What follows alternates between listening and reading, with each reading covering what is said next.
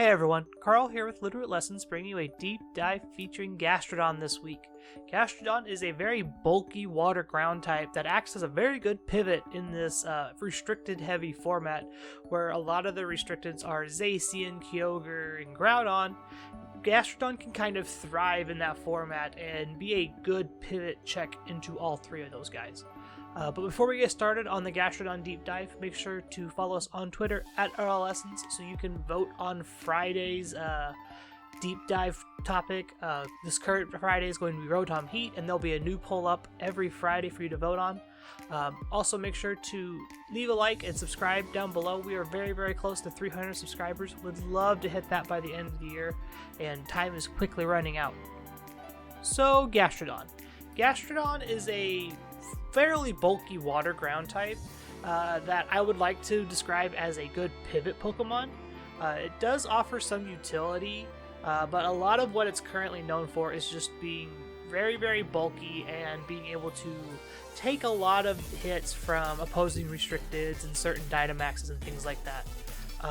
Having only one weakness in grass and having an immunity in water via Storm Drain, Gastrodon is a great answer currently to a lot of these powerful restricted Pokemon in the Series 11 meta.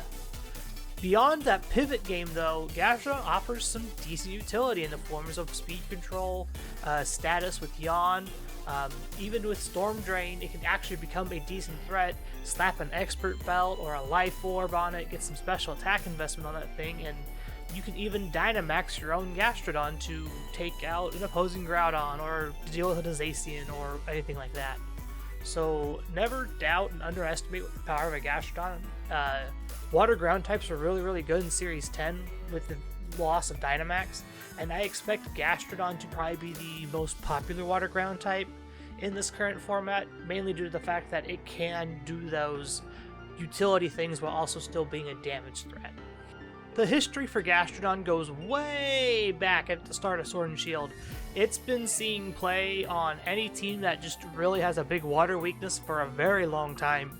Storm Drain's a very powerful ability, and water's a very common coverage type, so Gastrodon has almost always had a certain place in the metagame to kind of counteract those things. When you're looking at Series 11 though, we think about how Gastrodon's role is going to work. It's a really good pivot Pokemon, being able to switch in on water type attacks, steel type attacks, usually can tank almost any kind of neutral hit really, really well with just its good bulk. So Gastrodon's this awesome water type that fits a lot of unique roles that Pokemon are trying to fill in the current metagame. If you think about some of the more bulky Pokemon in the format, if you think about like bulky Rotom Heat, or Landorus, or anything like that trying to be a kind of bulky damage threat, Gastrodon also fits that bill and actually fills that role a little bit better, I would say, than a Landorus or a Rotom Heat would, mainly due to its lack of big weaknesses outside of grass and a lot of its resistances that it gets as a water ground type. Common partners for Gastrodon tend to be on the fire, water, grass spectrum is what I would call it. They fill in certain roles and help Gastrodon by being able to hit the things Gastrodon doesn't hit super effectively. When you think about it, you think Rotom Heat is a good kind of pivot, being able to hit those grass types and take those grass type attacks for Gastrodon. And on the backside of that, Gastrodon gets to take the rock type attacks and can eat up any water type attacks that would be directed towards your Rotom Heat. So that just goes hand in hand and makes it a really good pairing. Landorus also kind of fits that bill. Landorus can hit those grass types and tank the grass type hits okay as a neutral hit. But a lot of what Landorus does is makes it harder to KO Gastrodon, being able to activate Intimidate and kind of be that pivot switch in alongside it. And Grimmsnarl's on here mainly due to the fact that Grimmsnarl pairs really well with Gastrodon's bulk, adding into that with screens or Spirit Break stat drops, things like that, because a lot of those grass types are special attackers. If you think Venusaur, Amoonguss, and stuff like that are fairly weak if they actually lose special attack drops, meaning Gastrodon can survive a little bit more and kind of draw the game out a little bit longer.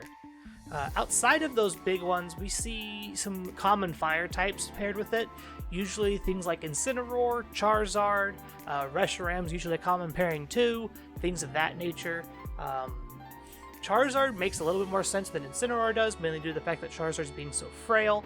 Charizard also takes those grass type attacks really, really well, so it's another one of those good pivot in and out switches. As for Incineroar, we expect Incineroar to take hits okay, but usually when you're pairing Gastrodon with an Incineroar, it's because you have weirder interactions with your team. You don't have any good switch-ins for grass type, and you need something to do it. Incineroar usually fits that bill. Outside of those big five, we see things like Zacian when it comes to restricteds. That's a very common pairing. You also see things like Groudon. That's another common pairing. You don't want your Groudon to eat a bunch of water type attacks, so Gastrodon pulls them away, and so on and so forth like that. Looking at the metagame breakdown here, we see that most Gastrodon run Earth Power, Ice Beam, Protect, and Yawn. These are the standard sets that you see. Sometimes you see Scald, sometimes you see Icy Wind, things like that. Recover used to be very, very popular. It's not as common anymore.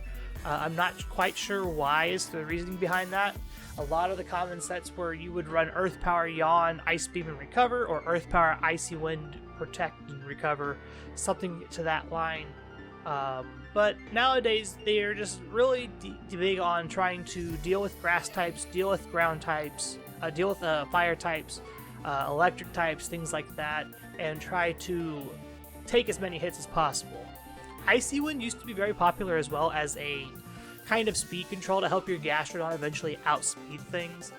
We also saw Clear Smog here for a little bit as the haze-ish type of things when everyone was doing stat buffs and things like that.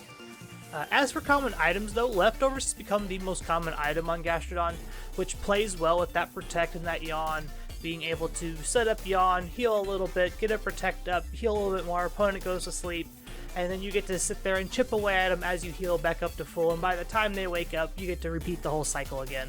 So it makes a whole lot of sense you're seeing Leftovers at 50%. Citrus Berry here at 25% is the next best item, I would call it.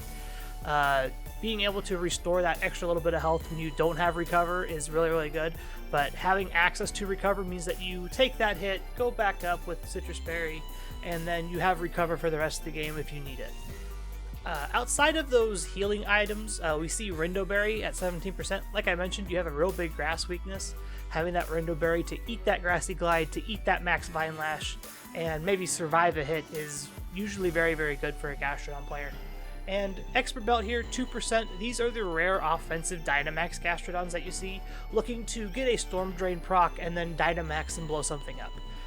You can usually get away with Dynamax Hailstorm, Dynamax Max Quake, stuff like that. So definitely keep an eye out for those types of Gastrodons, as they will be the ones that get you 90% of the time. Building with Gastrodon's a little bit interesting, mainly due to the fact that it only has one weakness, so you don't have to provide a whole lot of good pivots for Gastrodon. Rather, Gastrodon's going to be the one that provides pivots for you. It can tank in almost any hit, depending on how much investment you want to put into it. A lot of the sets anymore just forego all special attack investment and go defense, HP, and special defense. The one big thing you'll have to watch out for is any kind of grass attack.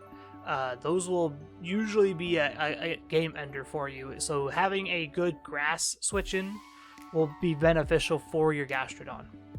Outside of that, it's actually a decent Trick Room answer for those faster teams. Think Zacian, Cali Shadow, and stuff like that, that have a hard time playing under Trick Room or don't have a good way to counter Trick Room. Having that Gastrodon on your team means that you can just switch Gastrodon in and eat an Ice type attack or eat a Steel type attack or whatever you need it to do, and then Yawn, Protect, so on and so forth, and kind of stall that Trick Room out before your faster side to get back into the game.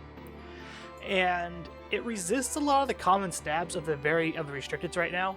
If you think about it, Zacian's a Steel Fairy type, usually only carries Steel and Fighting coverage. You resist Steel times 4, so you are taking almost no damage from a Behemoth Blade, really, even if the Zacian's at +1. You can eat every water spout Kyogre's going to throw at you, Granted, your partner is going to get hit, but every water spout boosts you up a little bit more, so a +2 earth power can easily dispatch an opposing Kyogre if it needs to. And Groudon, being a ground type, is actually really weak to the Gastrodons that run like Ice Beam and Earth Power, so they definitely have to keep an eye out for those situations where Gastrodon is lined up unopposed. Looking at movesets and stats for Gastrodon here, we see that overall it's actually not as bulky as you think it would be.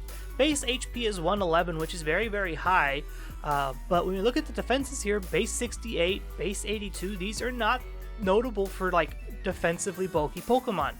A lot of what Gastrodons do is they invest a ton of EVs in defense and go with bold or relaxed depending on what the team needs it to do.